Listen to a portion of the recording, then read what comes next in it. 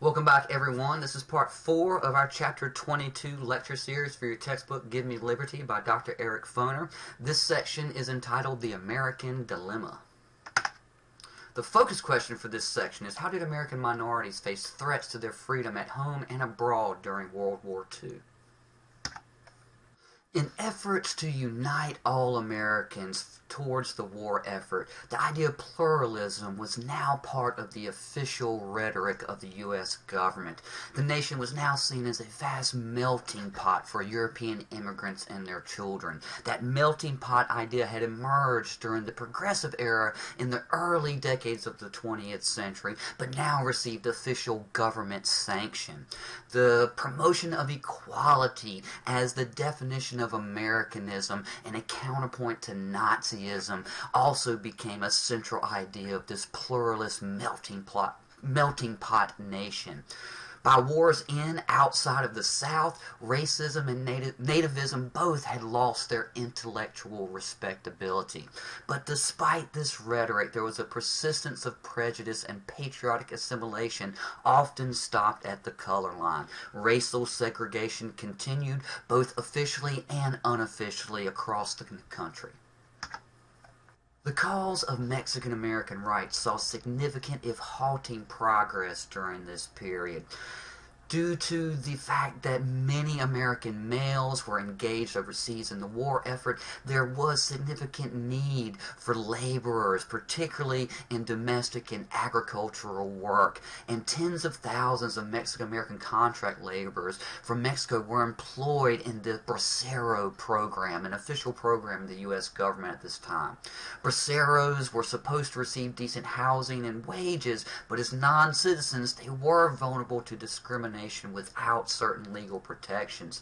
However, there were new opportunities for second-generation Mexican Americans across the country, and a new Chicano culture was created in this period and came to flower, which was a fusion of Mexican heritage with a unique American experience.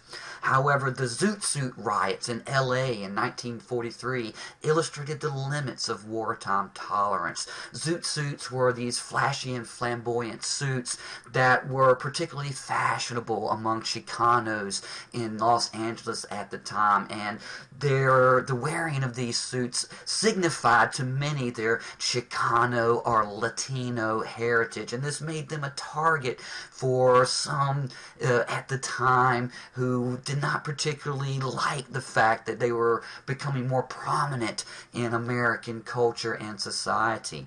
And the contrast between the war's rhetoric of freedom and pluralism and the reality of continued discrimination inspired an overall heightened consciousness among Chicanos and Latinos about civil rights. The situation for Native Americans also saw significant changes during the war. Perhaps the most famous incident of Native American involvement in the war is that of the Navajo Code Talkers. These were young Navajo men who were used as communications agents during the war, and they utilized the Navajo language in order to bypass the Japanese ability to decode American communications during the war, as the Japanese did not have any ability to translate the Navajo language. And the Navajo Code Talkers became a very important element of the success of the American war effort in the Pacific in particular. This period also saw the departure from the reservations of tens of thousands of Native Americans to take industrial jobs. And Native American service in the war also led to greater Native American college attendance for many through the efforts of the GI Bill of Rights, which guaranteed college tuition for all military service members. Asian Americans had a very paradoxical experience during World War II in the United States.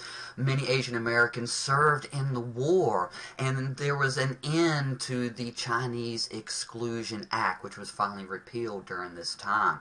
However, for Japanese Americans, they were subject to an unprecedented amount of hatred after Pearl Harbor, and every person of Japanese ethnicity was viewed by the government as a potential spy for Japan. This concern over the potential of Japanese Americans to spy for the Japanese government led to one of the saddest and most unfortunate incidents in all of American history. Executive Order 9066, which required the relocation of all persons of Japanese descent from the West Coast to various internment camps across the country. These Japanese American internees were subjected to a quasi-military discipline in these camps. And while it certainly was nowhere near the experience that Jews and other so-called undesirables had in internment camps in Europe, it was still antithetical and very much hypocritical to the very idea of American freedom itself. And this incident revealed just how easily war can undermine basic freedoms, even in a Republican democracy. Now, these internments did not go unchallenged, however, and there was a court case in 1944, Korematsu versus the United States, where the Supreme Court actually upheld the legality of internment policy, erring on the side of security over the cause of freedom itself. However, in 1988, during the Reagan administration, there was an official apology and restitution made to the survivors of these Japanese American internment camps. And the U.S. government admitted its fault in this entire incident and at least attempted to make amends for it. For African Americans, the wartime message of freedom foreshadowed a major transformation in the status of blacks. This period also saw what has been termed by historians the Second Great Migration, as thousands more African Americans left the South seeking opportunities in the North and in military service. And speaking of military service, more than 1 million African Americans served in the armed forces during World War II. However, they were in segregated units and largely confined to non-combat tasks. Although, as you can see from this photograph here, some African American service members did actually see combat in World War II. And GI Bill benefits were largely distributed in a very discriminatory way towards African Americans. Although African American activists and leaders have been advocating for African American civil rights pretty much since the end of the American Civil War, most historians view the World War II era as the birth of the African American civil rights movement. And this really began in earnest in July of 1941 with the March on Washington. This march was organized by a man named A. Philip Randolph, who gathered thousands of African Americans to march on Washington, D.C. and demand equal rights for their community. These demands included access to defense employment, an end to segregation, and a national anti-lynching law. FDR, in response to this March on Washington, banned discrimination in defense jobs and established the Fair Employment Practices Commission, which was supposed to more equitably ensure employment for African Americans in both public and private sector jobs. The 1941 March on Washington was just the beginning of the civil rights movement during the World War II era. In 1942, the Congress of Racial Equality, CORE, was founded and began holding sit-ins in northern cities. African American newspapers around the country coordinated efforts in what they termed the Double V campaign, which signified victory over fascism abroad and victory over segregation at home. And African American leaders internalized the wartime rhetoric of the four freedoms, particularly the idea of freedom from fear and freedom from want. They translated freedom from fear as an end to lynching and freedom from want as access to jobs. In response, Southern politicians responded by appealing to and ramping up their white supremacist rhetoric.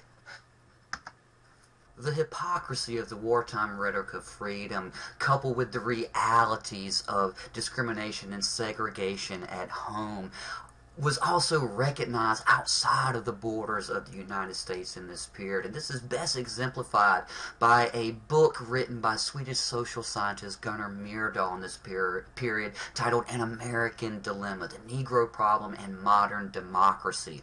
This book showed how deeply racism was entrenched in American institutions and culture. However, it also expressed admiration for the American creed, this belief in equality, justice, equal opportunity, and freedom. And the war exposed Americans to the distance between this creed and the realities of racial justice at home. By the end of the war in 1945, support for racial justice was on the liberal left agenda. That concludes part 4 of our Chapter 22 lecture series for your textbook, Gimme Liberty by Dr. Eric Foner. One more part to go, folks, so hang tight. In the meantime, study hard, and I'll see you soon.